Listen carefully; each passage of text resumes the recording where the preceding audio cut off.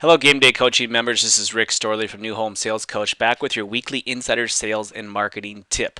Okay, really good stuff this week. Using a soft close. Give you a specific example of a situation we worked on with my client. I'm going to give you step-by-step directions on how to implement your own soft close. Now, it's said that about 50% of all sales presentations never end where the salesperson asks for the order or the next step or whatever it is.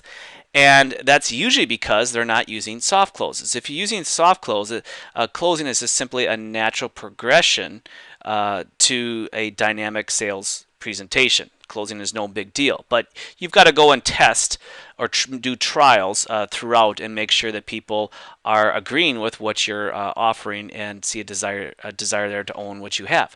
And then finally, I've got a link right below that for bankrate.com, which is a really fantastic website for utilizing calculators and quizzes. Now, I would suggest you use these quizzes and calculator as a reason to follow up with people, to offer them as to help them make choices. And people, remember, they buy using emotion, but they justify that emotion using logic. So justify the purchase using logic.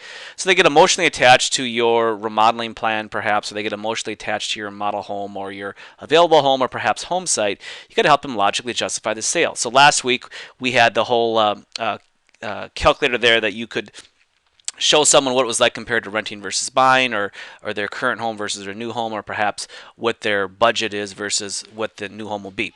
Next week we have the mastermind call with October 20th, we have the mastermind call with NIH Homes and Hallmark Homes, and that was when we're working on advertising strategies for today's home builders and remodelers. Hey, have a great week. Happy selling.